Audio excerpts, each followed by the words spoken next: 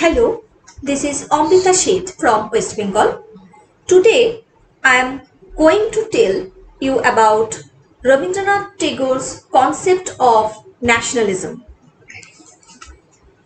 A Bengali polymath who reshaped Bengali literature, music, and Indian art with contextual modernism in the late 19th and early 20th centuries, Rabindranath Tagore became the first non-European to win the Nobel Prize in Literature in 1913.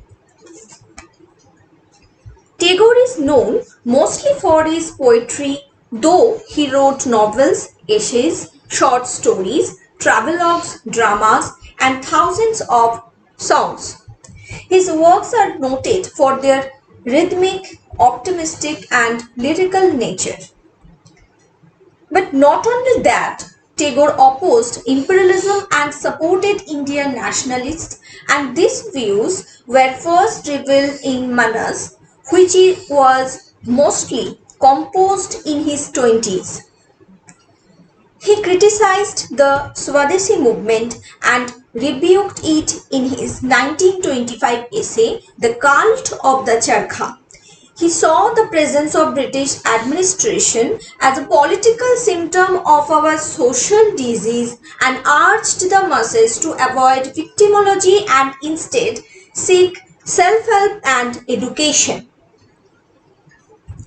According to Rabindranath Tagore, the real problem in India is not political, it is social. This is a condition not only prevailing in India but among all nations. According to him, nation is the aspect of a whole people as an organized power. This organization incessantly keeps up the insistence of the population on becoming strong and efficient.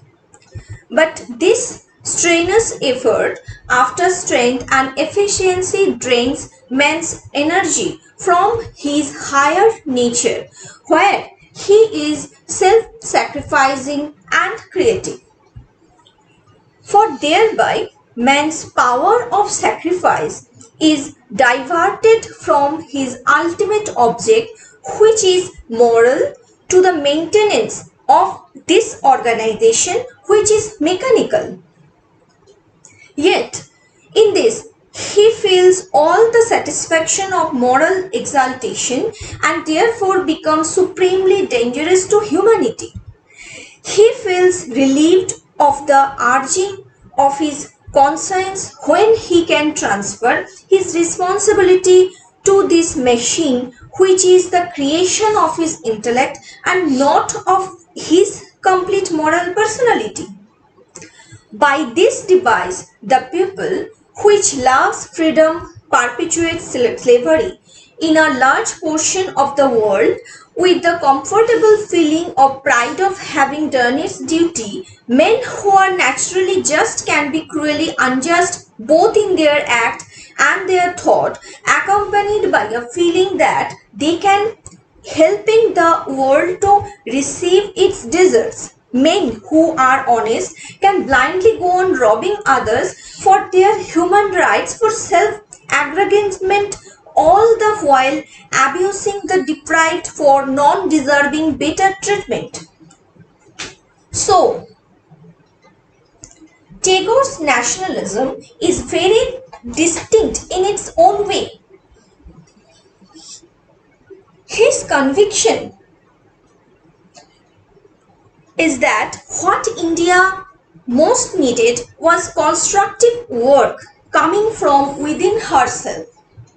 In his own words actually, we noticed that he told us we must show those who are over us that we have in ourselves the strength of moral power, the power to suffer for truth.